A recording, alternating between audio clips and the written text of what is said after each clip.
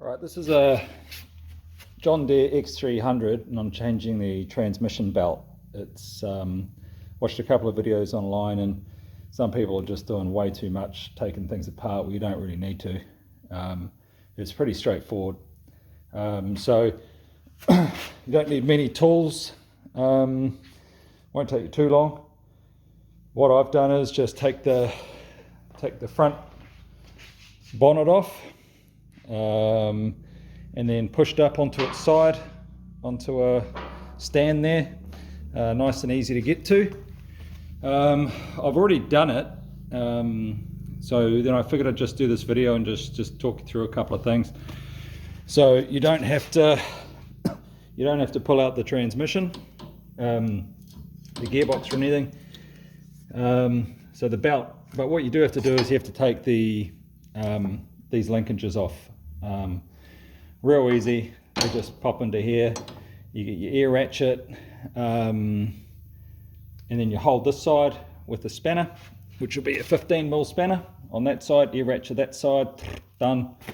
Do that for both sides, and then your belt will go up in between these parts. So just slide in there, in around, and then feed it all the way around and into the back. So when you put the belt on, put it around the front, get it all feeding nicely right through to the back, hook that around, and then put the tensioners and everything like that. I replaced both the pulleys because the other ones just had no go in the bearings anymore. And as you can see, you've got your V leaning towards the front and the flat pulley is at the back.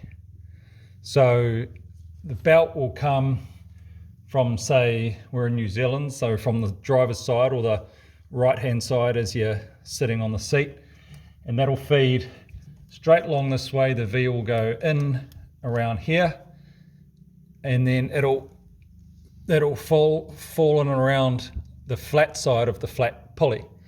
Yeah, so that all goes on, and then around there, and then this is your tensioner. That's the last thing that you do.